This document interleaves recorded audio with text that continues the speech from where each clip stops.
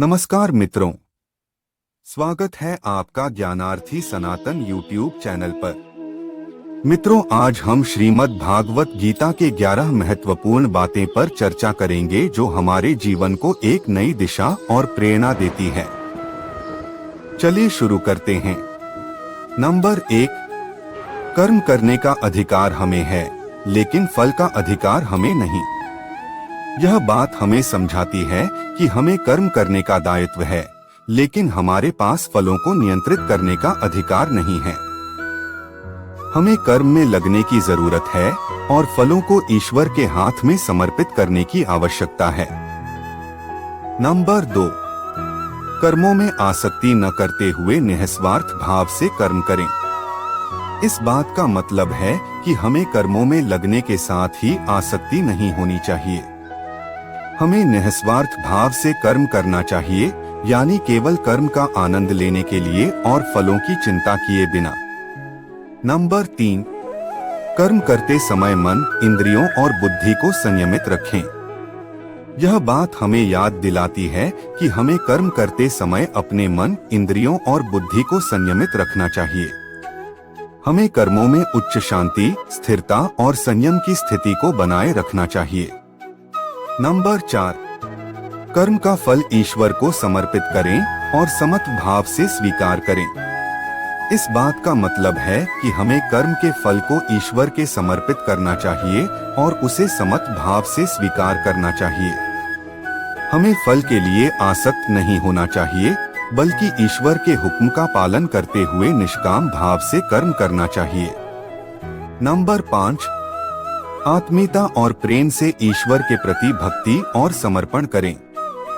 भक्ति योग के अनुसार हमें आत्मीयता और प्रेम के साथ ईश्वर की ओर भक्ति करनी चाहिए।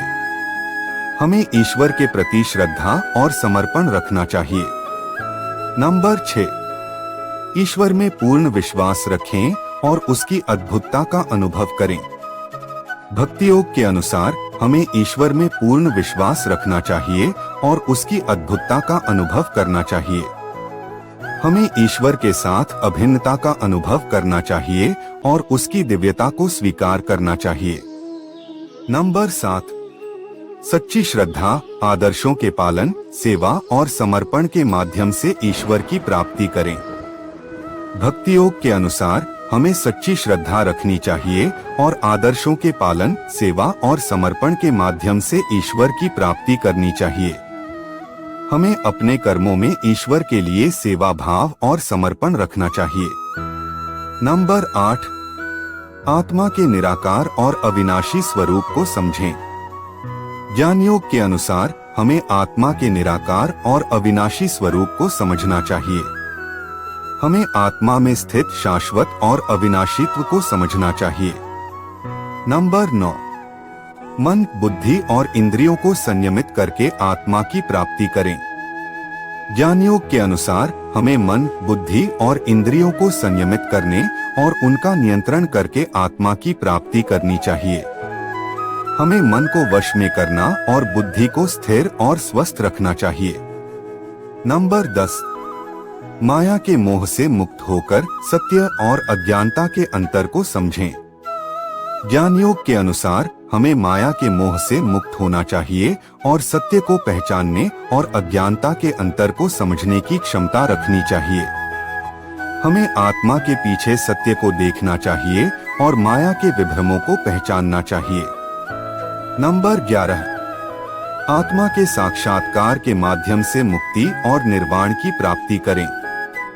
ज्ञान योग के अनुसार हमें आत्मा के साक्षात्कार के माध्यम से मुक्ति और निर्वाण की प्राप्ति करनी चाहिए। हमें अपने स्वभाव को पहचानना और आत्मा में एकता को प्राप्त करना चाहिए, जिससे हम मुक्ति की प्राप्ति कर सकें। ये 11 बातें श्रीमद् भगवद गीता से ली गई है, जो व्यक्ति को आत्मा के साथ संयोग, भक्ति और ज्ञान के माध्यम से आध्यात्मिक प्रगति की प्राप्ति में मदद करता है। इन योगों के माध्यम से हम आत्मा और ईश्वर के साथ एकता और मुक्ति प्राप्त कर सकते हैं।